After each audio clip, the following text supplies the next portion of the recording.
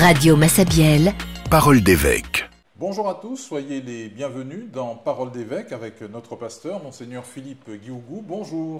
Bonjour Thierry, bonjour les auditeurs et auditrices de Radio Massabielle. Bonjour à tous ceux qui nous suivent sur les réseaux sociaux. Commençons, Monseigneur, par cette grande journée jubilaire que nous sommes appelés à vivre en pèlerin d'espérance ce samedi 3 mai à la cathédrale Notre-Dame de Guadeloupe à Basse-Terre. Oui, donc c'est dans le cadre de ce que j'avais proposé qu'il y ait différents lieux sur le diocèse qui soient nommés lieux jubilaires, donc qui permettent tout simplement, dans cette lancée du jubilé, dans cette proposition de l'année de l'espérance, d'être pèlerin d'espérance, eh bien, c'est tout simplement que nous puissions pèleriner sur le diocèse en parcourant ces 9 lieux.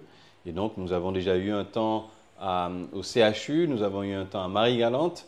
Et bien, maintenant, c'est ce temps fort qui se fait à la cathédrale, où des pèlerins, puisqu'on a déjà un peu pas mal de chiffres ou de nombres qui vont être là, visiblement, on sera nombreux à venir être pèlerins d'espérance et témoigner de cette espérance et surtout recevoir, entendre, écouter la parole de Dieu qui nous pousse à espérer en la vie éternelle, en la résurrection. C'est le temps de Pâques dans lequel nous sommes.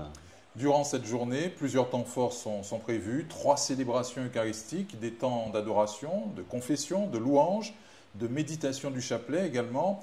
Les chrétiens de notre diocèse sont donc invités à se rendre dans nos sanctuaires de miséricorde, plus encore lorsque de telles journées y sont organisées.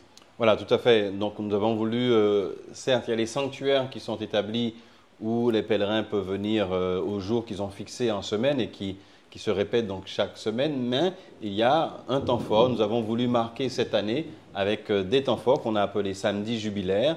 Et donc, lors de ces samedis, c'est un peu le doyenné, mais finalement, le diocèse qui peut pèleriner vers ce lieu et avec ce que nous savons vivre en tant que chrétiens, un temps un peu plus autour de la parole de Dieu, un temps un peu plus autour de la prière, aussi ce temps fort autour de la réconciliation. Nous rappelons aussi toute cette dimension de l'indulgence, donc de démarches que les uns auront pu faire tout au long de l'année et qui peuvent demander à vivre, à recevoir cette dimension de l'indulgence qui permet de repartir dans sa vie de foi. Donc oui, nous attendons grandement ces pèlerins de l'espérance. Ce samedi à la cathédrale, vous célébrerez la messe à 12h30 après l'office du milieu du jour. Et ensuite, dans l'après-midi à 15h30, vous avez un rendez-vous particulier avec les 18-40 ans pour un temps d'échange auquel vous tenez. Oui, j'ai vraiment voulu que cette année, profiter de cette année jubilaire pour comprendre aussi un peu plus ce qui se vit dans notre diocèse. Il y a eu, et qui s'est terminé au mois de mars, toute cette année où j'ai pu, à travers les visites pastorales, rencontrer le peuple de Dieu.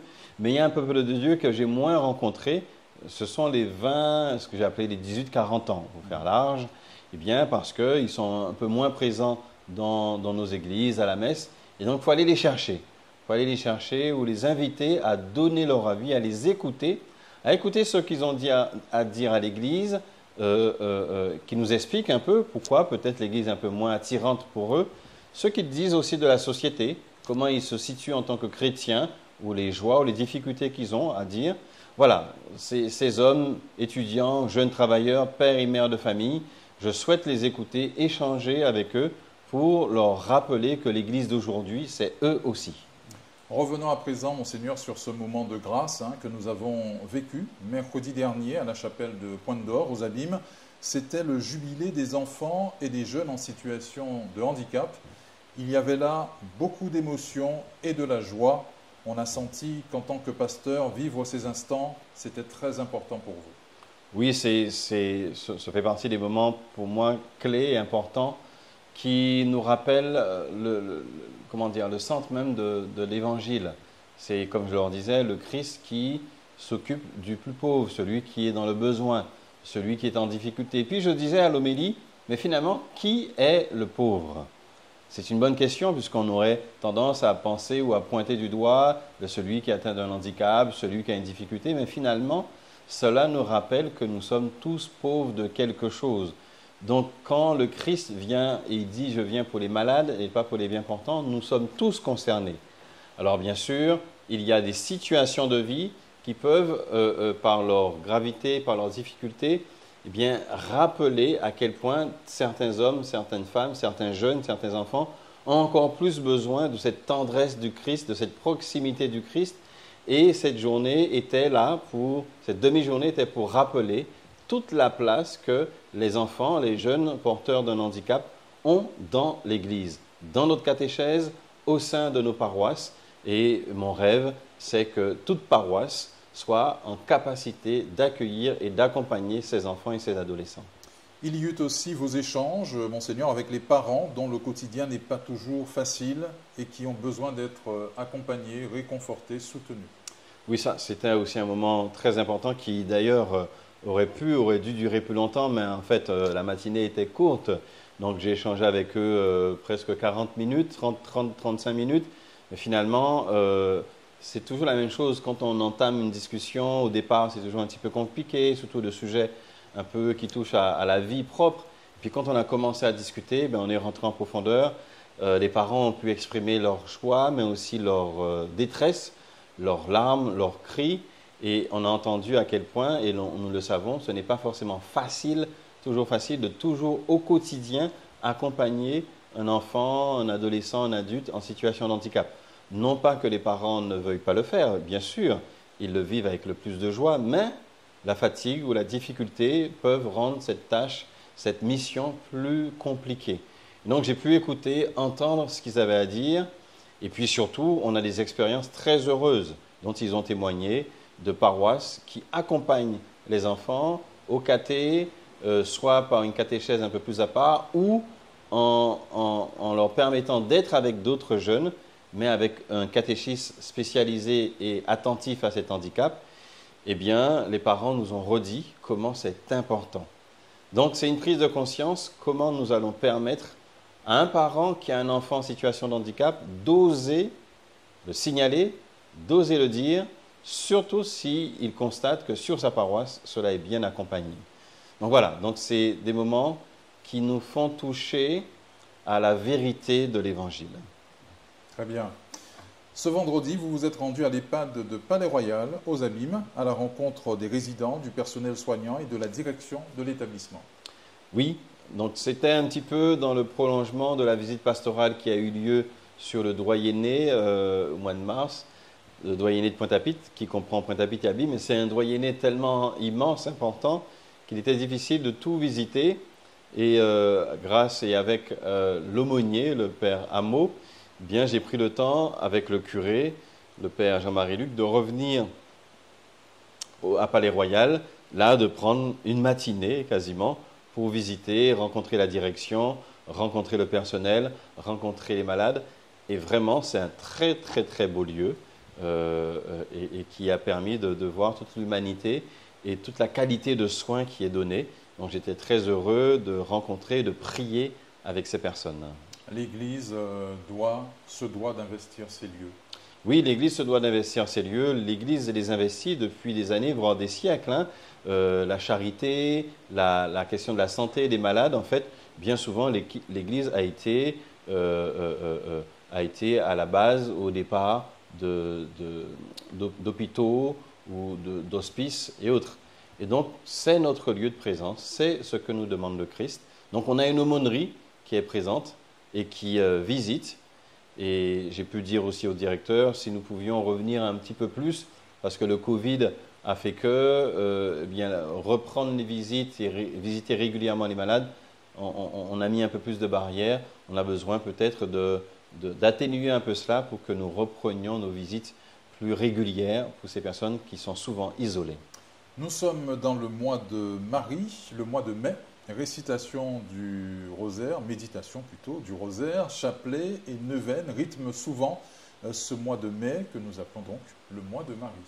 Oui, le mois de Marie, et puis nous avons encore la chance d'avoir les équipes de rosaire, de nombreuses équipes qui tournaient autour, mariales, et qui tournaient autour de la spiritualité de Marie. Nous nous appelons quand même Notre-Dame de Guadeloupe, donc Marie a forcément une place importante. Marie nous ancre dans, j'ai envie de dire, dans une humanité, dans l'incarnation du Christ, celui qui s'est fait chair, et elle a porté celui qui s'est fait chair. Donc cela veut dire que Marie, dans toute son humanité, est capable aussi de ressentir, de communier, si j'ose dire, avec toute cette divinité du Christ. Et donc toute cette spiritualité mariale nous ancre dans une forme de maternité, et qui est aussi un des aspects de Dieu, hein, ce Dieu maternel dans le sens où il prend soin de nous avec beaucoup d'attention. Et Marie, nous le savons, est celle qui nous permet de nous rapprocher peut-être un peu plus du Christ. Donc oui, c'est le moment un peu plus marqué où les uns et les autres de la spiritualité mariale vont nous aider à nous rapprocher un peu plus de Marie. Le mois de mai, donc mois de Marie, pourtant à l'inverse du mois d'août et de décembre, pendant lesquels deux grandes fêtes mariales sont célébrées, rappelons-le, l'Assomption et l'Immaculée Conception, le mois de Marie n'en comportait pas jusqu'en 1969, année où la fête de la Visitation de la Vierge Marie a été fixée au 31 mai pour les catholiques et au 30 mars pour les orthodoxes. Comment devons-nous vivre dès lors, Monseigneur, ce mois de Marie en cette année sainte ? Oui, par cette visitation, ben, ça nous rappelle qu'Élisabeth qui rencontre Marie, c'est une manière de nous rappeler cette présence, et c'est ce qu'il y a quand même de particulier au sein de l'Église catholique. Ça nous renvoie vers ces différents lieux d'apparition mariale, et où Marie a toujours rappelé un message fort, soit dans une situation mondiale ou régionale difficile, où tout simplement l'homme est en train de s'éloigner de Dieu, et Marie, par ses messages, nous rappelle que le Christ nous demande de ne pas nous détourner de lui, et qu'à chaque fois l'homme se détourne de Dieu, eh bien, il encourt à la catastrophe. Eh bien, Marie, et cette dimension mariale, est peut-être là pour rappeler à l'homme quelle est sa vocation, celle d'être un adorateur, celle d'être tourné vers le Seigneur. Et donc, demandons à ce mois marial que cela nous ancre encore plus dans une dimension du Christ et une dimension du Seigneur Dieu.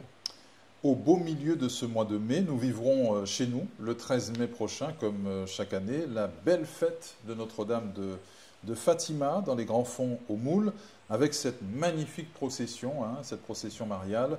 L'on vient de partout en Guadeloupe et même au-delà pour vivre cela.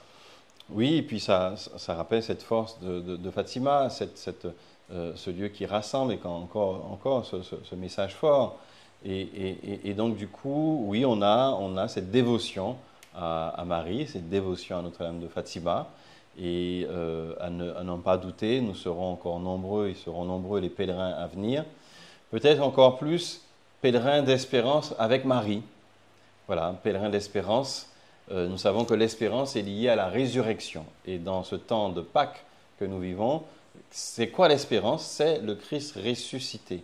Et donc, Marie, au cœur de cette dimension pascale, nous rappelle que le pèlerin d'espérance, elle peut pèleriner avec nous, nous conduire sur ces chemins qui conduisent à la croix, finalement, au pied de la croix où Marie était, et ce pied de la croix, au pied de la croix qui nous conduit au tombeau, tout ce chemin de pèlerinage, finalement, et arrivé au tombeau, eh bien, cela nous conduit vers les chemins de Galilée. Je ne suis pas ici, allez à Galilée, allez, c'est là que vous dans la Galilée, c'est là que vous me trouverez. Et donc, en quelque sorte, Marie nous permet de faire tous ces chemins de pèlerinage et d'espérance. Ce mois de mai marque aussi la reprise intense, allais-je dire, des confirmations. Pas moins de 7 sont programmées d'ici au 31 de ce mois. Oui, vous savez, la vie, elle est cyclique, on n'invente rien, si j'ai envie de dire. Comme dit Colette, rien de nouveau sous le ciel, sauf qu'il s'agit d'habiter toujours différemment notre humanité, mais aussi cette dimension spirituelle et cette dimension divine. Comment nous habitons à chaque fois ce temps, notre époque, et cette dimension humaine et spirituelle de notre vie, de notre humanité. Et donc, oui, il y a de nouveau ce temps de confirmation qui permet à des jeunes puisque je suis en train de lire, ça sera ma deuxième confirmation, donc je suis en train de lire ces lettres qui me marquent, et souvent avec des circuits de vie, des schémas qui reviennent, quelquefois la difficulté de vie qu'ils peuvent traverser, quelquefois les rapproches de Dieu, et puis on commence à le découvrir aussi, encore une lettre là que je vais lire, donc je vais parler ce dimanche, d'un jeune qui dit qu'il était un peu au fond du trou, qu'il ne savait plus trop où aller, et sur Internet, il surfe et il tombe sur un message, sur quelqu'un qui un peu, comment on appelle maintenant les influenceurs, et qui du coup le remet en route. Et il nous dit que ce n'est pas ce qu'il a entendu, ce qu'il a vu sur Internet, qui s'est remis en route sur la foi.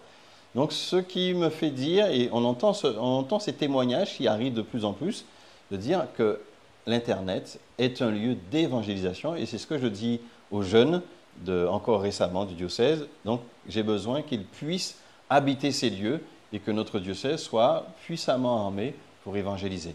Donc oui, le temps de la confirmation sont des temps de rencontre, c'est le temps de lecture de lettres, et on découvre de très belles choses à travers la vie et l'histoire de nos confirmants. 2 mots, Monseigneur, sur la fête des TKL. C'était lors du dimanche de la Divine Miséricorde. On a vécu de beaux moments un petit peu partout dans le diocèse. Oui, on était sur 5 lieux, je crois, de doyennés rassemblés. Contrairement à l'année dernière où nous avions fait cela sur un seul lieu au Lamentin, avec le Père Délissi et l'équipe, ils ont souhaité être plus dans la proximité, dans les périphéries en quelque sorte, et de faire ces rencontres dans différents doyennés. Et moi j'étais sur le doyenné de Trois-Rivières et la rencontre a eu lieu à Goyave. Ça a été un très très beau moment. Je suis arrivé en fin de matinée parce que justement j'avais des confirmations et ils ont pris le temps d'expliquer l'importance de se retrouver pour partager la parole de Dieu. On prie l'Esprit Saint, on s'ouvre, voilà, un schéma de rencontre, ouvrir son cœur à l'Esprit Saint, à la présence de l'Esprit de Dieu, ouvrir l'Évangile, ouvrir la parole de Dieu, regarder en quoi cela nous parle dans notre quotidien et écouter chacun, qu'est-ce qu'il a à dire. Et puis de dire, mais comment on peut agir dans le quartier, qu'est-ce qu'on peut faire pour aider le quartier, pour être témoin aussi de l'Évangile. Et puis lors de la célébration, le maire qui était présent, je rappelais que dans nos quartiers, dans une ville, on a besoin de cette proximité. Et donc, je souhaite que les TKL puissent avoir ce souffle nouveau qui accueille des jeunes, des grands jeunes, des cinquantenaires, des jeunes retraités qui s'impliquent dans ces lieux de partage pour témoigner de la vie chrétienne dans nos quartiers. Notre Église catholique universelle est dans l'attente de son nouveau pasteur, Monseigneur. Depuis le décès et les funérailles du pape François, il y a le conclave qui se dessine et nous sommes donc dans la vacance du siège apostolique. C'est une période particulière pour l'Église. Oui, c'est une période particulière, mais ce n'est pas une période nouvelle. L'Église, depuis qu'elle existe, et donc cette dimension de la papauté existe, alors ce sont des moments qui sont plus ou moins proches. Nous avions eu, on avait eu, c'est vrai une vacance un peu particulière avec Benoît XVI qui avait remis sa charge, donc qui n'était pas décédé, mais il y a eu le même temps de vacances après l'arrivée, en attente de l'arrivée du pape François. Ça a été le cas aussi avec Jean-Paul II et puis Benoît XVI. Donc cette période de vacances, ce que je veux dire, est une période non pas passive, mais au contraire d'intenses prières où nous devons prier, demander le pasteur dont l'Église a besoin, le pasteur dont le monde a besoin, parce que nous savons que le pape a une dimension aussi internationale, a une dimension aussi de chef d'État et qui intervient aussi dans la vie du monde. Donc ce n'est pas rien que d'avoir un pape.